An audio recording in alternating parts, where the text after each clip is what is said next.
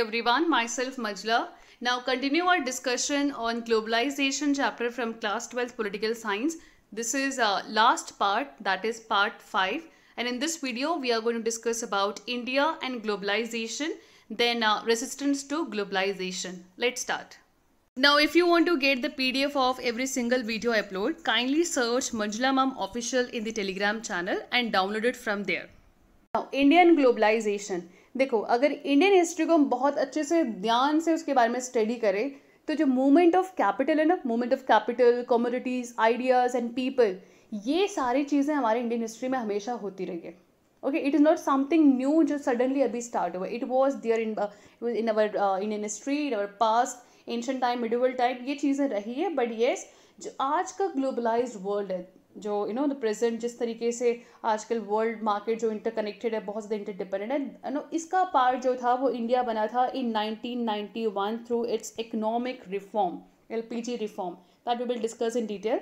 Now let's see colonial period से independent तक क्या सिचुएशन था, and then after independence to 1991 तक क्या सिचुएशन रहा, एंड देन 1991 ऑनवर्ड्स इंडिया में क्या चेंजेस हुए थे. ओके, नाउ सबसे पहले ड्यूरिंग कॉलोनियल पीरियड. देखो, कॉलोनियल पीरियड में बेसिकली क्या था, दैट इज जब ब्रिटिशर्स इंडिया में रूल कर रहे थे at that time, basically India क्या कर रहा था, वो अपने रॉ मटेरियल्स को बाहर एक्सपोर्ट करता था. ओके, तो बाहर के मार्केट्स में अपने रॉ मटेरियल्स को एक्सपोर्ट करते थे, और इंडिया में बेसिकली क्या होता था, बाहर से फिनिश्ड गुड्स जो थे, finished goods basically Indian market में बहुत ज़्यादा यहाँ पर अवेलेबल थे.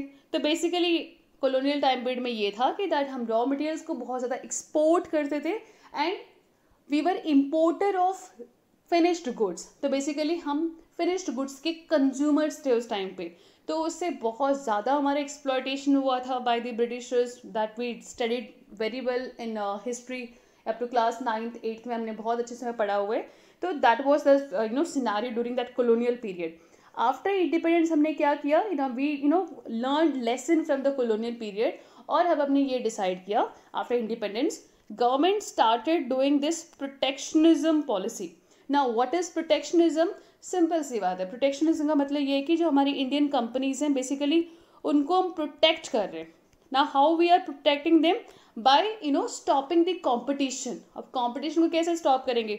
जो भी चीज़ें इंडिया में इम्पोर्ट होते हैं बाहर से, उनके ऊपर बेसिकली ड्यूटीज पुट करते हैं.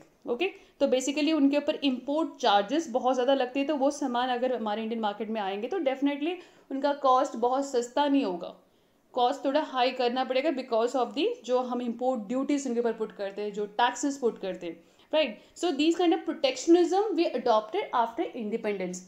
नाउ प्रोटेक्शनिज्म हमने क्यों अडॉप्ट किया था? सबसे पहला रीज़न, ताकि हम जो भी चीज़ें हैं उसे खुद से प्रोड्यूस कर सके. Okay, that we decided to make things ourselves rather than relying on others, first thing. And second thing is that जो हमारे इंडियन प्रोड्यूसर्स हैं वो कुछ नया सीख सके खुद से प्रोड्यूस करने का, राइट. अगर बहुत ज़्यादा कॉम्पिटिशन होगा definitely it will be difficult for the Indian companies to survive in before them. Okay, तो बेसिकली हमारे Indian companies after independence they were like infinite, बहुत ही they were like small babies. So obviously बात है, at that time they need protection, you have to protect them, right. So that's why government adopted this protectionism policy. ठीक है, तो protectionism का two main purpose है यहाँ पर. Protectionism how it was done? It was done of course जो भी चीज़ें यहाँ पर इंडिया में import होते थे उनके ऊपर restriction put करना, import duties put करना, right. And why this was done? So that we should produce things on ourselves, and then the Indian companies, Indian industries, they can they should get this chance to learn on their own. These are the two reasons, right. Now इस protectionism से कुछ positive result भी है, negative result भी है. देखो, ये तीन चीज़ें बहुत इंपॉर्टेंट याद रखना. फर्स्ट वन, कुछ सर्टन एरियाज में ये हुआ कि because of this protectionism we achieve some positive result in certain areas, in certain areas of the economy. For example अगर हैवी इंडस्ट्रीज़ की बात करें तो वहाँ पर गवर्नमेंट का कंट्रोल था, तो वहाँ पर हमने बहुत सारे जो प्लान्ड इकोनॉमी के थ्रू लैंडमार्क अचीवमेंट्स हमने अचीव किया था. For example we made that Bhakra Nangal Dam, Hirakud Dam, okay, Damodar Valley Corporation establish हुआ था. तो बहुत सारी चीज़ें हमने पॉजिटिव अचीव किया था, बट ये सर्टन एरियाज में हुआ था डेवलपमेंट. बट जो क्रिटिकल बहुत ही इंपॉर्टेंट सेक्टर्स है, for example health, education, in areas में, इन हाउसिंग सेक्टर एज वेल, इन एरियाज में बेसिकली यहाँ पर सिंस बाहर से कोई और कंपनी यहाँ इन्वेस्टमेंट कर नहीं सकती है बिकॉज हमने रेस्ट्रिक्शन पुट किया हुआ है, तो ये ऐसे एरियाज थे जहाँ पर कहीं ना कहीं वैसा रिजल्ट नहीं आया जैसा हम एक्सपेक्ट कर रहे थे. ओके, तो यहाँ पर कहीं ना कहीं ज़्यादा रिजल्ट का एक्सपेक्टेशन था, but that was not done.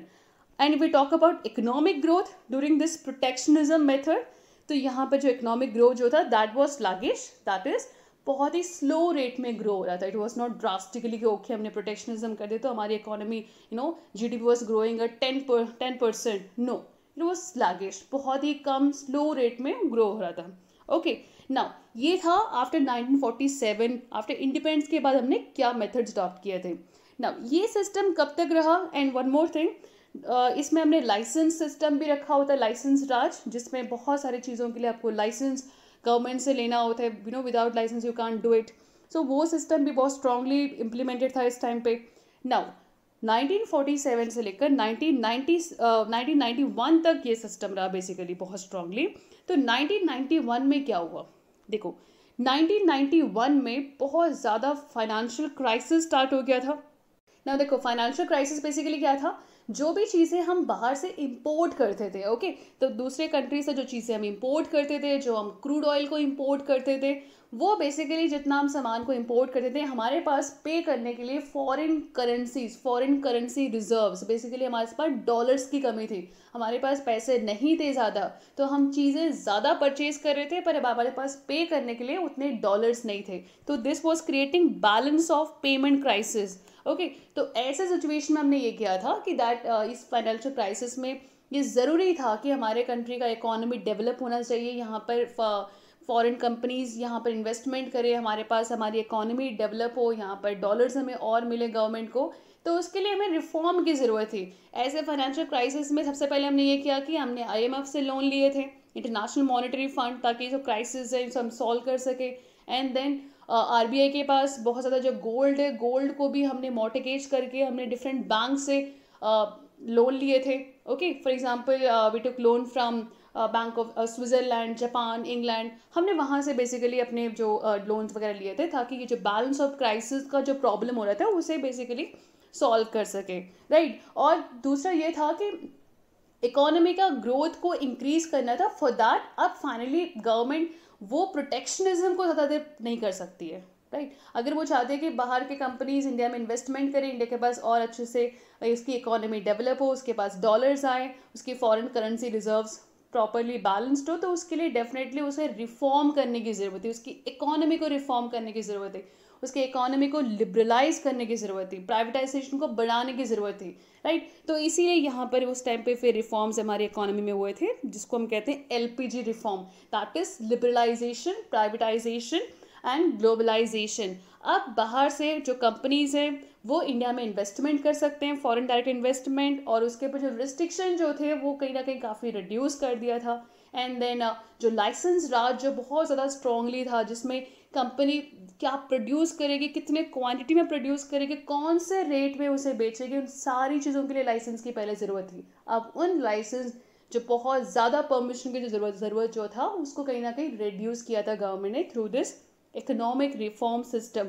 और प्राइवेटाइजेशन को बेसिकली प्राइवेट कंपनीज को एक चांस अब मिल गया था, वो अब यहाँ पर डिफरेंट सेक्टर्स में इन्वेस्टमेंट कर सकते हैं, तो उनके ऊपर जो रेस्ट्रिक्शन जो था that was actually reduced a lot. तो इस रिफॉर्म से इंडिया बेसिकली जो आज का ग्लोबलाइजेशन है उसका एक पार्ट बन चुका था. I hope this India and globalisation is clear to everyone. Now coming to the resistance to globalisation. देखो, ग्लोबलाइजेशन से बहुत हमें फ़ायदा हुआ है, बहुत ज़्यादा बेनिफिट हुआ है, कंज्यूमर्स के चॉइसेस काफ़ी इंक्रीज हो चुके हैं और हम एक न्यू टेक्नोलॉजी का पार्ट बन चुके हैं, वर्ल्ड इंटरकनेक्ट हो चुके हैं, मार्केट्स काफ़ी ज़्यादा इंटरकनेक्ट हो चुके हैं, राइट. बट इसका बहुत ज़्यादा नेगेटिव इम्पैक्ट भी है. तो जो हमने economic consequence, political and cultural सारे जगह पे हमने डिस्कस भी किया था. तो इसके वजह से ग्लोबलाइजेशन के अगेंस्ट कौन से लोग, अगर हम बात करें तो यहाँ पर वर्ल्ड में जो लेफ्ट विंग पीपल है and the left wing ideology people and the right wing ideology people, both the groups were against this globalisation. दोनों ही ग्रुप बेसिकली इस ग्लोबलाइजेशन के अगेंस्ट रेसिस्ट करते थे, आई मीन अपोज करते हैं even today, right. Now let's see कि उनके क्या ओपिनियंस है, why they they resist against the globalisation. सबसे पहले लेफ्ट विंग. नाउ देखो, लेफ्ट विंग का कंसर्न ये है कि that this globalisation is actually making rich richer, okay, and poor poorer. Okay, जो रिच लोग हैं बहुत रिच होते जा रहे हैं, एंड रिच लोग देखो रिच रिचर एंड फ्यूअर, कि रिच रिचर होते जा रहे हैं और बहुत कम रिच लोग हैं, राइट. एंड जो पुअर पीपल है वो पुअर ही होते जा रहे हैं. That is their first concern, right. Second one, left wing का ये मानना है कि that because of the weakening of state, right, इससे ये हुआ कि जो स्टेट की कैपेसिटी है to protect the interest of the poor, that is actually reduced. आज के टाइम पे क्या हो रहा है, basically because of this globalisation MNCs काफ़ी इन्फ्लुएंस काफ़ी ज़्यादा होता है on states policies decisions and all, और इंटरनेशनल जो फाइनेंशियल इंस्टीट्यूशंस हैं, जो इकोनॉमिक इंस्टीट्यूशंस हैं, वो बेसिकली काफ़ी ज़्यादा इन्फ्लुएंस करते हैं, जिसके वजह से स्टेट की जो कैपेसिटी है, जो उसकी सॉवरेनिटी है, जैसा वो पॉलिसीज बनाना चाहते हैं, तो कहीं ना कहीं वहाँ पर थोड़ा सा वो नहीं कर पाते, राइट. नाउ इससे ये हो रहा है कि जो आज के टाइम में स्टेट है, now they are moving from welfare state to minimalist state. एक मिनिमम कुछ इंपॉर्टेंट कोर फंक्शंस को करते हैं, जैसे for example law and order को मेंटेन करना, सिक्योरिटी को इंश्योर करना for the citizens, these things they perform. तो यहाँ पर कहीं ना कहीं जो वेलफेयर का कॉन्सेप्ट है, that is actually it's reducing. वो अब रिड्यूस होते जा रहा है. इट्स नॉट टोटली खत्म हो चुका है, no, it's actually reducing, right. And they believe, the left wing people, this is something not good for the poor people. That is their second concern. Okay, now right wing का क्या concern है. जो right wing ideology people है, those who are in supporting the economic globalisation के favour में जो होते हैं, तो they also oppose against this globalisation. Now why, देखो इनका तीनों ही लेवल पे इनके कंसर्न्स हैं. जो ग्लोबलाइजेशन का पॉलिटिकल कॉन्सिक्वेंसेज है, उसके इकोनॉमिक इफेक्ट्स है, और जो उसके कल्चरल इफेक्ट है, तीनों ही जो उसके नेगेटिव कॉन्सिक्वेंसेज है, तो वो बेसिकली उसके अगेंस्ट अपोज करते हैं. नाउ व्हाट दे से इन टर्म्स ऑफ पॉलिटिकली, उनका ये मानना है कि देखो politically they also fear weakening of the state. तो जो स्टेट का सॉवरेनिटी वीक होते जा रहा है because of globalization, because of the influence of MNCs in policy makings of state. तो they also worried कि state का sovereignty, state का जो capacity of weakening जो हो रहा है, they also don't like this thing. Okay, that is their political concern. Now economically what they say, economically इनका ये मानना है कि that it is now time to return to self reliance, that is आत्मनिर्भर Bharat. Okay, self reliant India को बनना चाहिए. जैसे आज के टाइम पे क्या हो रहा है, we are just talking about self reliance India, आत्मनिर्भर Bharat. Okay, because corona virus जिस तरीके से स्प्रेड हुआ, this is all because of globalization. कि अगर ग्लोबलाइजेशन नहीं होता तो ऐसे स्प्रेड नहीं हो सकता था corona virus. But yes, this is something, it's not easy to stop. Globalisation एक ऐसी चीज़ है जो आप नहीं रोक सकते आज के टाइम पे, राइट. नाउ सो यहाँ पर बेसिकली इकोनॉमिकली इनका ये कंसर्न है कि अब जो सेल्फ रिलायंट, खुद से चीज़ों को जो हम प्रोड्यूस करते हैं, हमें खुद अपने ऊपर डिपेंड होना होगा. जो हम दूसरे कंट्रीज़ के ऊपर बहुत ज़्यादा डिपेंड होते जा रहे हैं, that should be reduced. So that means they want that we should return to self-reliant. That is their first concern. And second, they want that कि protectionism एक certain areas of जो economy का बहुत ही कुछ certain areas है, वहाँ पर हमें basically protectionism आज भी follow करना चाहिए.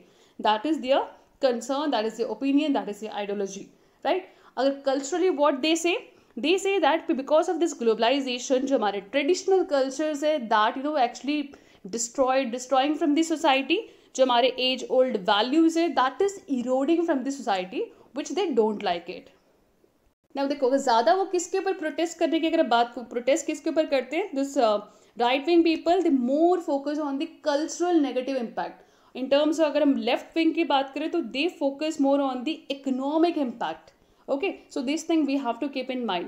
Now देखो एंटी ग्लोबलाइजेशन जो मूवमेंट है, that is not something which is happening, which you can see just in India only. It's there throughout the world in different countries में, जहाँ पर भी उसके नेगेटिव इम्पैक्ट है, तो वहाँ सारे जगह पे वो चीज़ लाइक ये मूवमेंट्स टाइम टू टाइम होते रहते हैं because of the intensity of the negative impact of globalisation. Okay, देखो एंटी ग्लोबलाइजेशन मूवमेंट जो बेसिकली जो ग्लोबलाइजेशन के अगेंस्ट है, जो एंटी ग्लोबलाइजेशन मूवमेंट के साथ है, तो बेसिकली वो ग्लोबलाइजेशन के 100% अगेंस्ट नहीं है. वो अपने एंटी ग्लोबलाइजेशन मूवमेंट कैंपेन को लॉन्च करने के लिए वो इस ग्लोबलाइजेशन जो चीज़ें मिली है उन्हें, that is this global network, social media and all, they do use that in order to spread their ideas कि वो ग्लोबलाइजेशन से बहुत ज़्यादा नेगेटिव इम्पैक्ट कैसे होते हैं उसको स्प्रेड करने के लिए लोगों को अपने साथ कैंपेन में ज्वाइन करने के लिए जो वो मूवमेंट्स लॉन्च करते हैं, जो अपने ओपिनियन को प्रेजेंट करते हैं, they do use this global network which is actually the product of globalisation, right? So what it shows, that means they are not 100% against the globalization. They are actually against the certain programs of the globalization which actually bringing back this imperialism, right? जिस तरीके से Britishers ने पहले rule किया था, जो colonial power, जैसे Britishers ने किसी और जो वीक कंट्रीज उनके ऊपर रूल किया था, फॉर एग्जांपल फ्रांस ने रूल किया था, स्पेन, पोर्चुगीज एंड ऑल, तो वैसे ही इनका ये मानना है कि जो ऐसे कुछ प्रोग्राम्स है ग्लोबलाइजेशन के वजह से जो कुछ ऐसे प्रोग्राम्स है जो इंटरनेशनल, फॉर एग्जांपल WTO का कुछ ऐसा प्रोग्राम हो या कोई और इंस्टीट्यूशन के थ्रू, जिसके वजह से बेसिकली एक इम्पीरियलिज्म का कॉन्सेप्ट को बहुत ज़्यादा प्रमोट करता है, ओके, उन प्रोग्राम्स के बेसिकली वो अगेंस्ट है, जिससे एक पावरफुल कंट्री एक कंट्री के ऊपर, वीक कंट्री के ऊपर बहुत ज़्यादा डोमिनेट करती है। ऐसे कुछ प्रोग्राम्स के बेसिकली ये अगेंस्ट है। तो दे आर नॉट, जो एंटी ग्लोबलाइजेशन की बात करते हैं वो 100% इसके अगेंस्ट नहीं है, वो बेसिकली कुछ ऐसे फ्यू प्रोग्राम्स के अगेंस्ट है जिससे इम्पीरियलिज्म को प्रमोट होता है, right? So I hope this one clear to all of you. और इसका बहुत ज़्यादा मूवमेंट जो था अगेंस्ट दिस ग्लोबलाइजेशन, ये हुआ था 1999 में, जब वर्ल्ड ट्रेड ऑर्गेनाइजेशन का मिनिस्टेरियल कॉन्फ्रेंस हुआ था। देखो, वर्ल्ड ट्रेड ऑर्गेनाइजेशन का हाईएस्ट इंस्टीट्यूशनल बॉडी जो है that is ministerial meeting, basically ministerial conference होता है, तो उनकी जो मीटिंग होती रहती है आफ्टर रफली अराउंड आफ्टर एवरी 2 years। तो एक मीटिंग हुई थी 1999 में, सिएटल में हुआ था। नाउ सिएटल जो है that is there in USA। Let me show in the map. Now Seattle location map में यहाँ पर देखना, ओवर हियर USA स्टेट में, यूनाइटेड स्टेट्स ऑफ अमेरिका, यहाँ पे देखो over here we have Seattle, okay. देखो, सिएटल में 1999 में वर्ल्ड ट्रेड ऑर्गेनाइजेशन का मिनिस्टरियल कॉन्फ्रेंस था और इस जगह पे बेसिकली लोगों ने प्रोटेस्ट किया था। Let me show that video.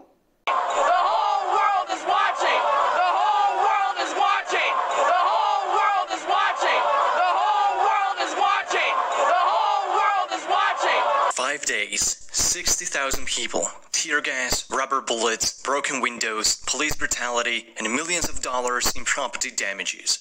This is the Battle of Seattle, a week-long series of largely non-violent protests against the Ministerial Conference of the World Trade Organization, hosted in the birthplace of Microsoft and Amazon. They created a fertile soil for much of the pro-middle-class political rhetoric of today. Trade with China cost us Why this protest was done at Seattle? Basically इनका ये concern था, those who protested at Seattle, they were saying that ये जो जिस तरीके से trade practices हो रही है through this World Trade Organization and all, and through जिस तरीके से ग्लोबल एक सिस्टम बन चुका है because of globalisation, that is actually promoting, supporting only the economically powerful states, only the economically powerful states, they were benefiting through this globalization, not the this developing, this least developed countries and all, okay। और उनका ये भी concern था that this developing world का जो concern है that was not given sufficient importance in evolving global economic system। तो ये 2 मेन कंसर्न थे जिसके वजह से उन लोगों ने बहुत ज़्यादा प्रोटेस्ट किया था। तो एक और ऐसा एक फॉरम है जहाँ पर बेसिकली लोग ग्लोबलाइजेशन के अगेंस्ट अपने वॉइस को रेज करते हैं, that is this World Social Forum. Do remember this one, बहुत ही इंपॉर्टेंट है, World Social Forum, okay. So it is basically a global platform. ऐसा नहीं है कि just it's there in one country, no, it's a global platform. तो यहाँ पर एक ग्लोबल लेवल पे बहुत ज़्यादा डिफरेंट ग्रुप्स का एक कोलिजन है, एक सिविल सोसाइटी है। तो यहाँ पर आपको ह्यूमन राइट एक्टिविस्ट भी मिलेंगे, then environmentalist, labours, youth, women activist. Basically ये लोग क्या है, इनका कॉमन जो एम जो है that is they are against this globalisation, they are against this new liberal globalisation. तो बेसिकली एंटी ग्लोबलाइजेशन के जो सपोर्टर्स है वो इस ग्रुप, इस फॉरम के पार्ट है, राइट। अच्छा, human rights group, human right activist क्यों है? बिकॉज दे बिलीव दैट कि जिस तरीके से ह्यूमन बींग्स आजकल डिफरेंट कंपनीज इन ऑल में काम करते, तो वहाँ पर इनह्यूमन कंडीशंस भी होते. That's why they are not in favour of this globalisation. Environmentalist, their concern is that because of this industries in all environment के काफ़ी नुकसान होते. देन लेबरर्स जो है, जो लेबर्स का वर्किंग कंडीशंस है, उनका वेजेस इन ऑल, उनके जो राइट्स का वायलेशन है, तो उनके वो कंसर्न्स होते हैं, राइट. सो ये सारी चीज़ें, women activist they feel that कि women's this gender discrimination is also becoming part of this globalization. Different जगह पे होते हैं, तो they feel that way. Okay, so I hope this one clear. अच्छा, इनके बेसिकली क्या होते हैं, एनुअल इनके मीटिंग्स होते रहते हैं. For example recently took place in Brazil, March 2018 में हुआ था. और इसका जो फर्स्ट मीटिंग जो था that was took place in Brazil 2001. Okay, देखो रिसेंट वाला जो था वो भी ब्राज़ील में हुआ था मार्च 2018, और जो सबसे पहला हुआ था that was also in Brazil, Porto Alegre city में, वहाँ पर हुआ था. देन फोर्थ मीटिंग बहुत इंपॉर्टेंट है बिकॉज वो इंडिया में हुआ था, मुंबई में 2004. ओके, नाउ अब इंडिया जो ग्लोबलाइजेशन जो रेसिस्टेंस चल रहे, तो इंडिया का क्या रिएक्शन है. इंडिया में भी, यहाँ पर भी जो दोनों विंग के लोग हैं, that is the left and the right, the both oppose against this, give their opposition against this globalization. They also resist this globalization. Now left wing ka, as I mentioned earlier, unka main focus jo hai, that is they protest against the economic consequences, ki economic liberalization se uska jo negative impact hua, to basically wo uske against apne voice raise karte. Now how they raise their voice, that is through political parties कि different जो political parties, left wing ideology के जो political parties है, for example Communist Party of India, तो वो basically political parties के through अपने opinion को प्रेजेंट करते हैं about this impact of globalisation. And then this Indian Social Forum, जिस तरीके से वर्ल्ड सोशल फोरम है, सेम ये इंडिया का है, विद इन इंडिया का. ओके, तो यहाँ पर भी डिफरेंट ग्रुप के, डिफरेंट ऑर्गेनाइजेशन के, यहाँ पर डिफरेंट सिविल सोसाइटी के बेसिकली मेंबर्स जो हैं इसके पार्ट हैं, जहाँ पर वो ग्लोबलाइजेशन के नेगेटिव इम्पैक्ट के बारे में डिस्कस करते हैं, अपने वॉइस को रेज करते हैं, राइट. और जो ट्रेड यूनियन लोग हैं और जो फार्मर्स के इंटरेस्ट को रिप्रेजेंट करते हैं, how they protest, they basically they protest against the entry of any multinational companies. जो भी बेसिकली ऐसे कोई मल्टीनेशनल कंपनीज इंडिया में अगर आते हैं, अगर गवर्नमेंट उनको सपोर्ट करते, तो अगर उनसे इन ट्रेड यूनियंस का या फार्मर्स का इंटरेस्ट अगर यहाँ पर वायलेट होता है, उन्हें नुकसान होता है इन सारे सिचुएशन की वजह से, दे प्रोटेस्ट अगेंस्ट देम, राइट.